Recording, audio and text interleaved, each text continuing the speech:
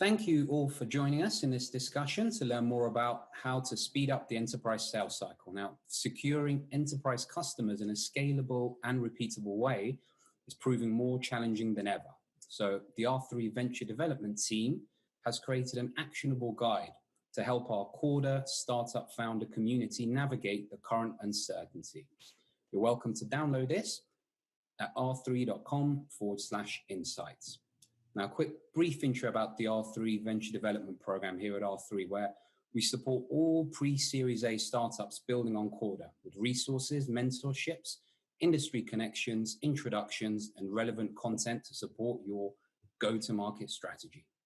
So let's tap into some real-life experiences to learn how we successfully sell into enterprises. To help us, we are very pleased to have Guido Stroemer, co-founder of HQLAx, to describe the experience of a Corda founder selling into financial institutions. Now, HQLAx leverages blockchain to enhance collateral mobility in the global financial markets. Then, from the perspective of the enterprise being sold into, we have Ivar Wiersma, now heading up global venture development activities at R3, but here today, leveraging the experience from ING as head of innovation for the wholesale banking unit, collaborating closely with startups such as HQLAx. Guido, can we please start with a brief intro on yourself and HQLAx?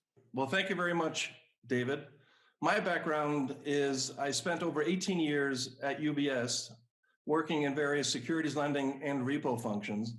So I'm very much an example of a practitioner reaching out to a technology company, in this case R3, to help solve for a solution to deal with a major pain point in the market. HQLAx was founded in 2017 in close collaboration with R3. And our use case, to put it simply, is to improve collateral mobility across a fragmented security settlement system in Europe. Very relevant experience. Thank you, Guido. And Eva, for those new to R3, a quick intro of your current role and, more importantly, your background at ING. Yeah, thanks, David. Great to participate in this session. So currently, I'm at R3 heading the venture development program. We're the first point of contact for all early stage companies working on Corda, and we offer them a full program in order to help them progress on their entrepreneurial journey. Prior to joining R3 full-time, I served on the board and was employed by ING, where I started the innovation department for the wholesale bank, also led the blockchain team, and co-founded ING Labs. And in ING Labs, we worked and partnered with fintechs, and we also created a number of fintechs ourselves and then spun them out to market. So this is why I think this is a great example to talk also about HQLAx and our joint experiences, because indeed I was a little bit on the other end working at ING trying to collaborate with HQLAx. So it's great to see Guido again and talk through some of the experience that we've had on both ends during that collaboration. Very interesting. Now, you raised a very important point there. So with your connection with Guido. Now, let's describe first to everybody, why is the B2B sales cycle so long, and why do we need a sales strategy? Surely a well-placed introduction is enough if Guido had simply met you in ING. Well, I wish it was that simple, right?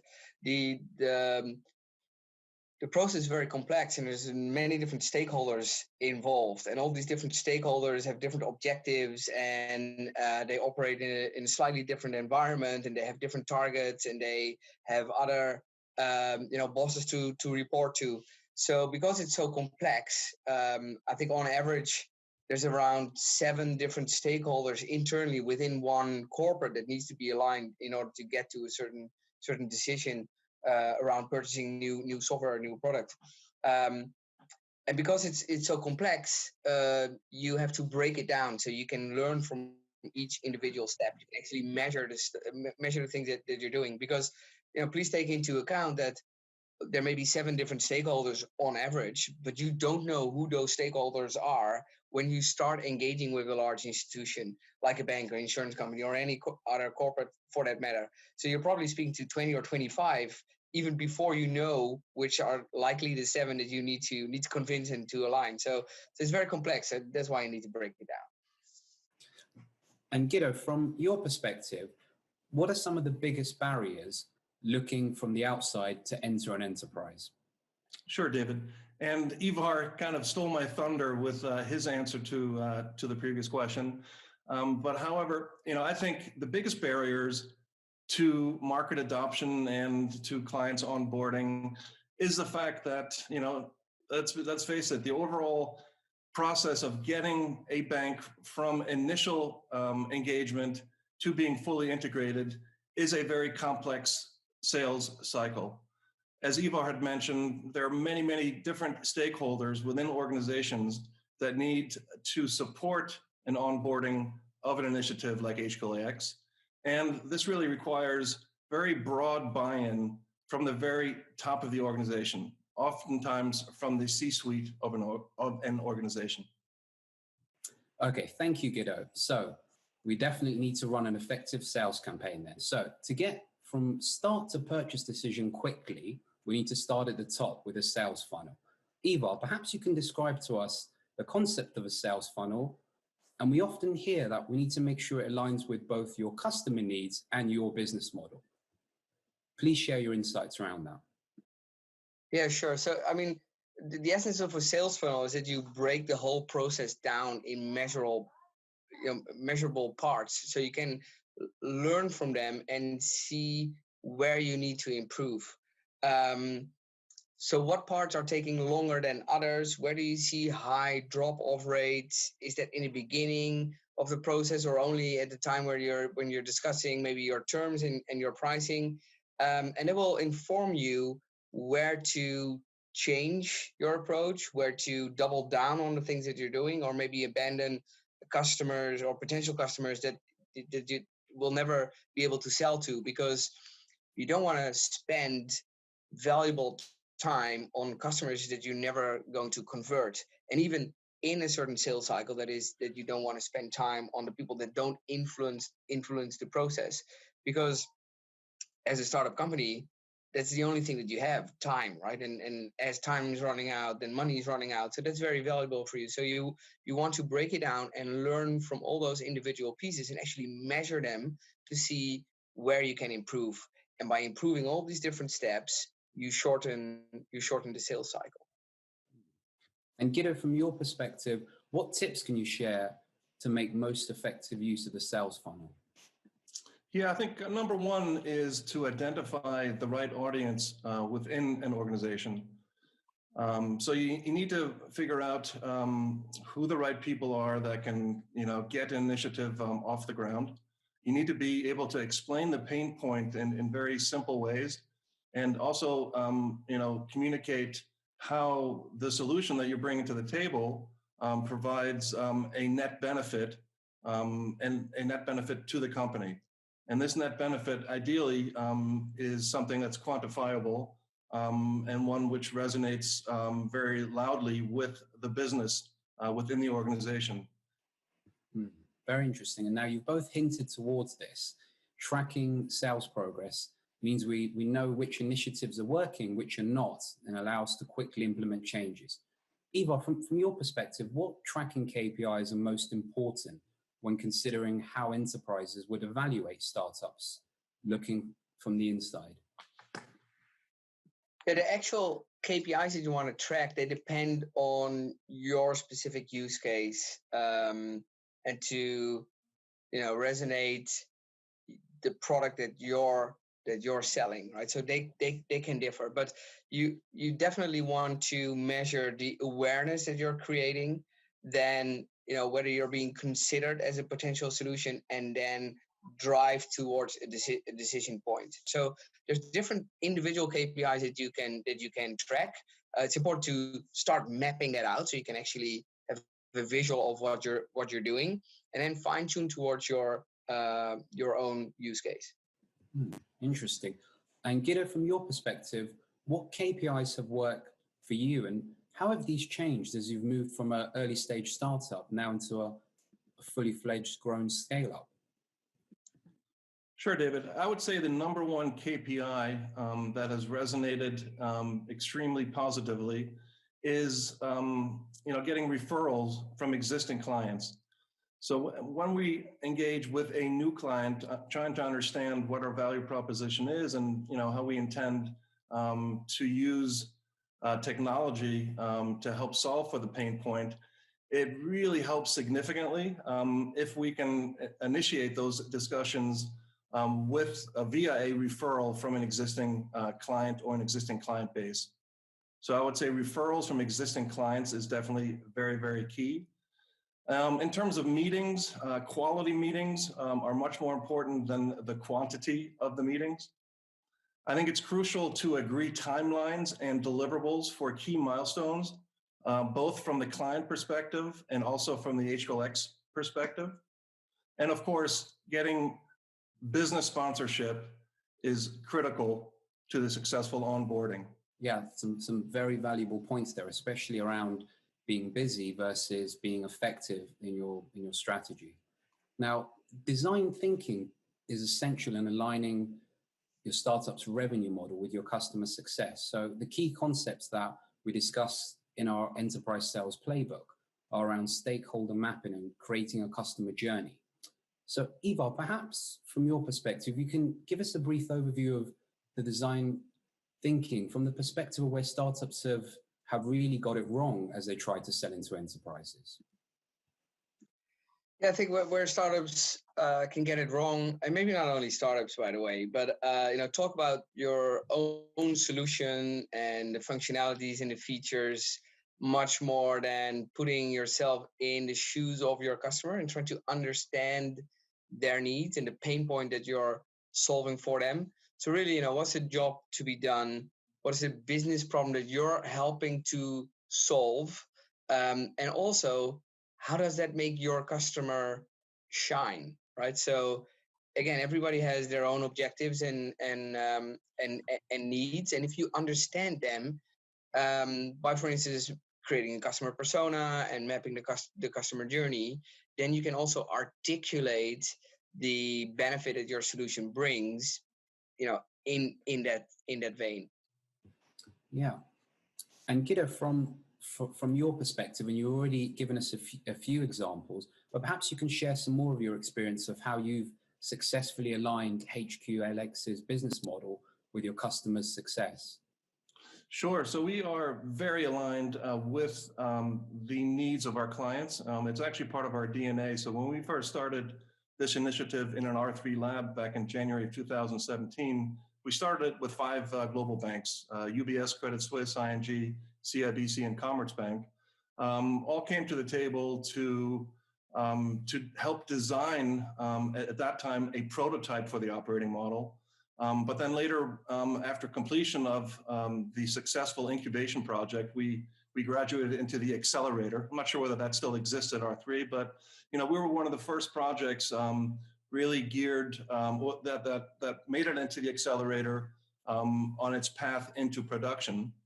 And along the entire way, the design features of the platform were all a function of the initial banks that helped design the operating model. And one of our guiding principles really is to have a very open ear to the input of existing clients and also new clients to help us shape not only our MVP, but also to help shape the product development post MVP. Well, yes, that definitely resonates very much at the R3 community, where collaboration within the ecosystem is fundamental to what we do.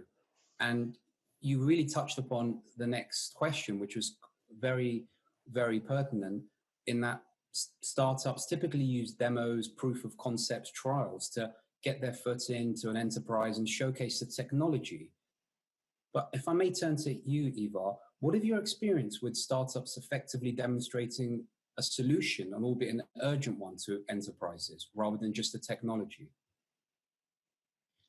Yeah, I think this comes back to the earlier point, right? So you really shouldn't talk too much about solutions and features and functionalities, but you should talk about what problem you're solving and what that would lead to in terms of benefits, right? So if you can translate it into benefit and make sure that they are mapped on the actual needs of your customer and the organization and the wider context that they operate in, then you'll have a much better chance of getting your message across.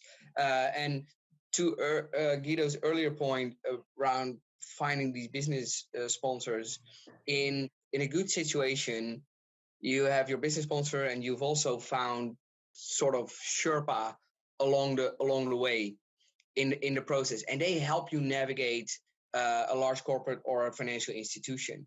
Some of the banks and the larger organizations have organized for that, and they can be in innovation teams or they can be in business lines. But if you hit the right tone and you articulate how your solution will benefit the organization and maybe those persons that are involved personally, with meeting their objectives and their goals, you get the support to more quickly navigate that organization. And somebody who has navigated that process very quickly and efficiently is Guido. So can you share your experiences of how HQLAx has demonstrated the enterprise use case to clients so effectively, Guido? Really comes back to a common theme that we've been discussing here on this call today. Is it really starts with identifying a very specific pain point that is widely recognized by the marketplace. You then have to articulate the solution and articulate the client benefit derived from implementing the solution. And maybe to that point, this is also why a customer journey or service blueprint are such powerful tools, right? Because it allows you to map where the different pain points are along that journey. Guido's other point around articulating that pain point very narrowly and explicitly is something else that resonates well with me. I've spent workshops with startups and innovation teams for almost like a full day just to get a vision in one sentence around what the company or the project was about. Like a full day, and the only result was we have one sentence that tried to encapsulate what the team is doing. And still, I believe that some of those days spent were amongst the more valuable days spent, because it just gives direction, helps you articulate where you want to go with your stakeholders. Some very actionable tips then, really goes to the heart of what we've been saying, aligning your business model with your customer success at every part of the way. Now, Guido, from your perspective, many early stage startups are time and resource constrained themselves. What would be your top tips for startups at this stage and to implement an effective sales strategy? To be uber focused on a specific product offering, and to be very wary of any product scope creep. So it's, naturally innovators will try to solve for adding many bells and whistles to a product offering, but that can sometimes come at the expense of delivering the product offering itself. So my advice would be focus on a very, very narrow use case and demonstrate success in getting clients to execute on that use case. And then once you have the key stakeholders at the brainstorming table, well, then becomes the appropriate time to discuss adding bells and whistles to the foundation of the platform. That's a great tip. Find the product market fit and integrate yourself into the enterprise to solve a problem, and then you can add the bells and whistles subsequently as you grow with them. Very, very good. Now, to summarize, as we wrap up some essential lessons here, move fast and provide a real tangible benefit to your customers. Sell only that which immediately addresses your customers' current pain points, and track key metrics and adapt to maximize the value of all the key stakeholders along the way. Thank you so much, gentlemen. So, Ivar, final thoughts from you. What's the number one mistake when you're being sold to at ING? I think everybody loves to buy. Nobody likes being sold to, right? So the way that you articulate it, I think, is a common pitfall in itself. Being selling into without putting yourselves in the shoes of your customer and finding out what their needs are and how you can help her or him solve for those needs. I think that's the most tip. And Guido, final thoughts from you. What's the number one take-home message, or your best tip for our quarter startup founders selling into enterprises? Although HQLAx is a financial technology firm, we often remind ourselves at HQLAx that the business that we're in is still a people's business. So it's really important to nurture and develop relationships on the ground, and to solve for creating partnerships, not only with our existing client base, but with stakeholders that are very important to our operating model. It's critical to be passionate and to be positive, and of course, you have to persevere. Some great advice. Thank you, gentlemen, and thank you, everybody, for joining us here in this session. So the R3 Venture Development team is committed to helping accelerate your quarter startup journey. So if you'd like to learn more, we're at r3.com/venture development. Thank you all for your time, and we hope you enjoy the content.